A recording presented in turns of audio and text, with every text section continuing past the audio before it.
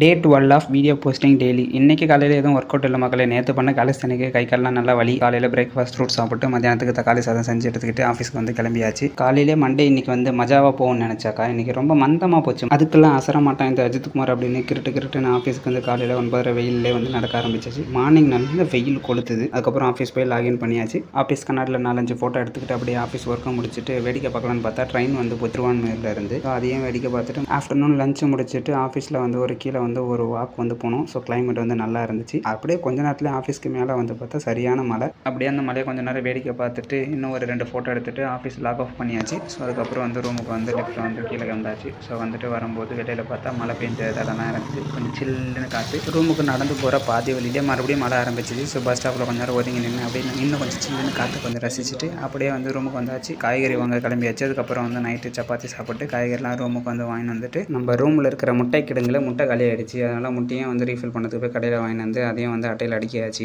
போயிட்டு வந்ததுக்காக துணிலாம் துவைச்சிட்டு குளிச்சுட்டு நம்ம ரூமுக்கு ஒரு இரும்பு புட்டி வாங்கியிருந்தோம் துணியை அயன் பண்ணுறதுக்கு. அதையும் டெஸ்ட் பண்ணலான்ட்டு துருப்பிச்சிட்டுலாம் படிச்சுட்டு டெஸ்ட் பண்ணி பார்த்தோம். ஒர்க் ஆகிட்டு. ஸோ புதுசாக மீன் எண்ணெய் வாங்கியிருந்தேன். அதையும் வந்து சாப்பிட்டு பார்க்கலான்னு இன்றைக்கி ஒன்றத்தை போட்டுட்டு நைட்டு வீடியோ எடிட்டிங் முடிச்சுட்டு தூங்க போகிறேன். டாடா பாய்.